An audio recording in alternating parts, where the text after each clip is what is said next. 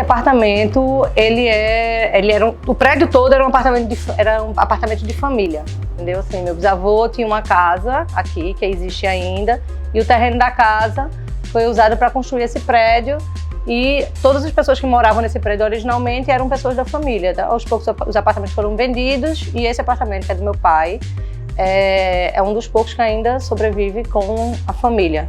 Entendeu? Então eu tenho uma relação afetiva com esse apartamento aí da vida toda, praticamente.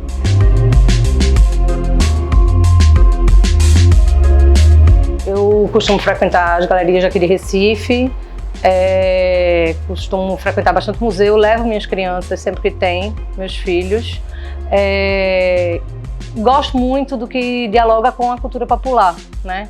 Então, sempre que tem alguma exposição de, por exemplo, estandartes de Manuelzinho Salustiano, eu vou.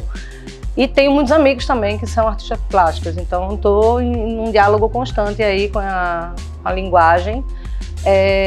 Mas me atraio mesmo assim por essa coisa da arte que convencionou-se a chamar de arte popular, né? Que é uma arte mais genuína, né? Assim, não sei se a palavra seria genuína, mas assim, mais primitiva, mais naif.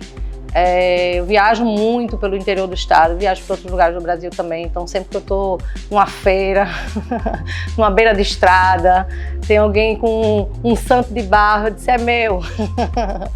Gosto muito.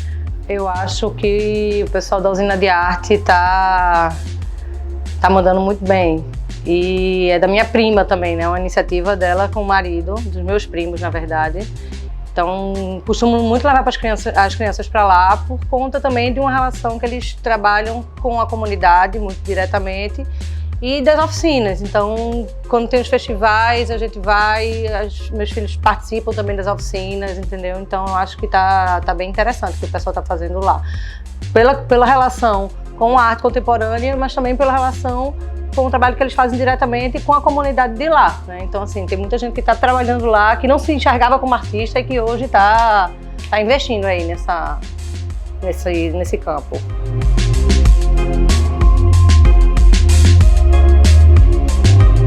Veja, não começou como uma ideia de colecionar, não. Começou como um fascínio mesmo, né? Assim, eu gosto muito de arte, fiz história da arte, me debrucei na arte popular, né, por interesse, por sedução mesmo.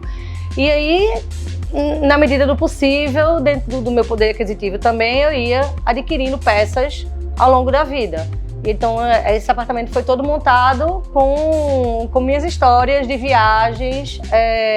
Muita coisa eu ganhei também, né? Minha avó era uma grande apreciadora de arte, então tem muita coisa que ela me deu, né? Mas foram coisas que eu fui comprando, adquirindo ao longo da vida mesmo, da vida adulta. Acho que essa relação começou depois que eu saí de casa e que comecei a querer montar a minha casa. E aí montar a minha casa do jeito que eu gosto, a partir das coisas que eu acho bonita, interessante, etc. E aí foi.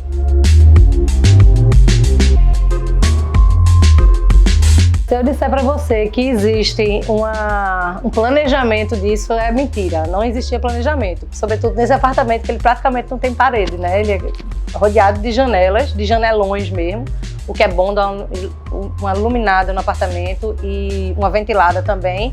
Mas foi uma coisa que aos poucos, por exemplo, uma das primeiras obras que eu adquiri foi esses quadros de Ariano Suassuna, que foi herança de vovó.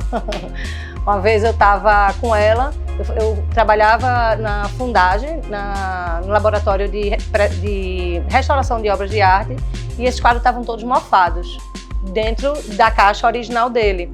E aí eu mexi nas coisas dela e disse, vó, tá tudo mofado, deixa eu levar lá para a Fundagem. Eu restauro e depois que eu restaurar eu levo lá para casa. Ela disse, filha da puta. Já tava querendo dar alguém nas minhas coisas, eu disse, vó, não guardado dentro de uma caixa.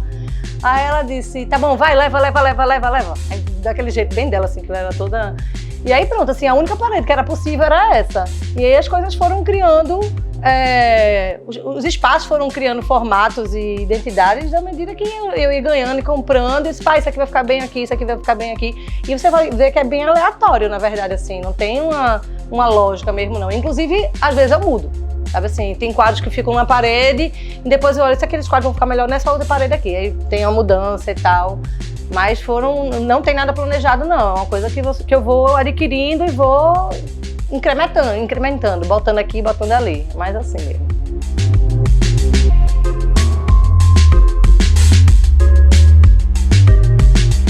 Não, e também tem essa questão da minha relação com as manifestações tradicionais daqui, o suporte físico, material que essas manifestações utilizam, né, dentro das suas brincadeiras, isso me interessa muito. Por exemplo, a gola de maracatu, por exemplo, as máscaras de cavalo marinho, né? Então essas peças que têm uma relação direta com as manifestações tradicionais daqui. Isso aí eu sou realmente alucinada, acho incrível.